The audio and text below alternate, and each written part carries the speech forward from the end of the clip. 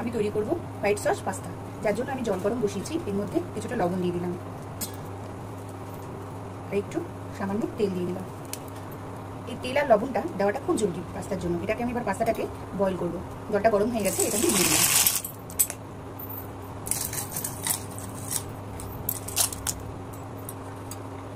এটা যতক্ষণ না একটু সেদ্ধ হয় ততক্ষণ আমি করব। আমি এটাকে ছেঁকে নিচ্ছি। এবার আমি দিয়ে দেবো বাটার। এখানে আমি 50 গ্রামের মতন বাটার নিয়েছি। বাটারটা মেল্ট হয়ে গেছে। এবার আমি ঠিক নেব 50 গ্রাম ময়দা। যতটা বাটার ঠিক ততটাই ময়দা নেব। বাটারটা গলে গেছে। এখন আমি এই ময়দাটাকে এর মধ্যে দিয়ে দেবো। ময়দাটার সাথে বাটারটা মিশিয়ে একটু ভাজা ভাজা হলে তারপর আমি দিয়ে দেবো দুধ। এটাকে খুব লো ফ্লেমে করতে হবে।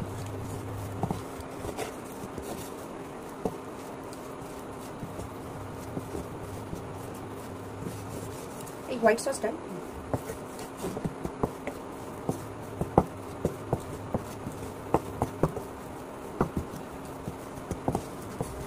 ময়দাটা এবার আমার ভাজা ভাজা হয়ে গেছে। এবার আমি দিয়ে দেবো দুধ। দুধ আমি সবটা দিচ্ছি না, কিছুটা রেখে দিয়েছি। হোয়াইট সস পাস্তার এই রেসিপিটাই হচ্ছে এটাকে খুব আলতো হাতে আমাকে মেল্ট করতে হবে। আমি এটাকে ভালো করে মিশিয়ে নিয়েছি। দেখো পুরো স্মুথলি একটা ভাব এসছে। এবার যে বাকি দুধটা আমি রেখে দিয়েছিলাম সেটা আমি দিয়ে দেবো। দিয়ে ভালো করে মিশিয়ে নেবো, একটু ফুটিয়ে নেবো। অল্প একটু সামান্য চিলি ফ্লেক্স দিলাম আর সামান্য একটু অরিগানো দিলাম।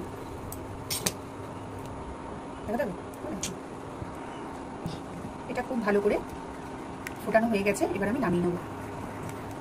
এবার আমি একটু বাটার গলিয়ে নিচ্ছি। গলে গেছে। এবার আমি দিয়ে দেবো পেঁয়াজ,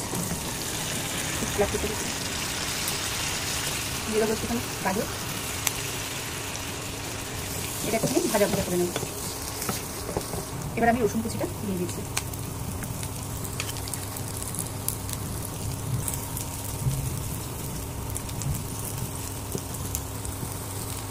এবার আমি ক্যাপসিকাম কুচিটা দিয়ে দিলাম। খুব ভাজা ভাজা হয়ে গেলে আমি এটা নামিয়ে নেবো। আর পরে বাটা দিতাম না, সামান্য একটু লবণ দিলাম। এবার আমি এই হোয়াইট সসটার মধ্যে এই পাস্তাগুলোকে দিয়ে দিচ্ছি। এবার আমি এটাকে মিশিয়ে নেবো আলতো করে।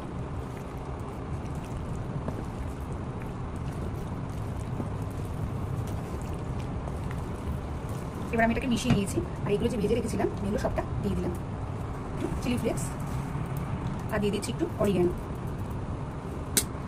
দিচ্ছি একটু বাটার আর দিচ্ছি একটু চিজ। এবার এগুলোকে আমি একটু নাড়ব।